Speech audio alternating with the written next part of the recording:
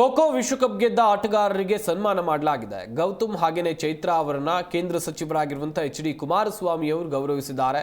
ದೆಹಲಿಯ ಸಚಿವಾಲಯದಲ್ಲಿ ಆಟಗಾರರಿಗೆ ಕೇಂದ್ರ ಸಚಿವರು ಸನ್ಮಾನವನ್ನ ಮಾಡಿದ್ರು. ಗಮನಿಸ್ತಾ ಇರಬಹುದು ನೀವು ಕೂಡ.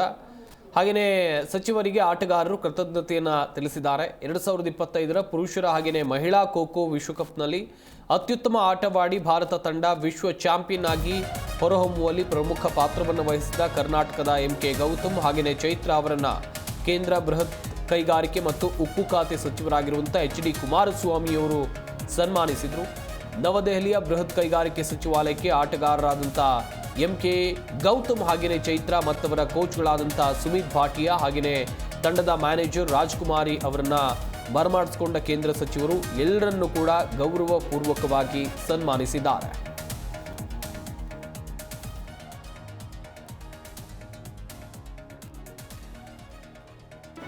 ಜಿ ಕನ್ನಡ ನ್ಯೂಸ್ ಈಗ ನಿಮ್ಮ ಮನೆಯಲ್ಲೇ ನೋಡಿ. ಎಲ್ಲ ಕೇಬಲ್ಗಳಲ್ಲಿ ಈಗ ಲಭ್ಯ.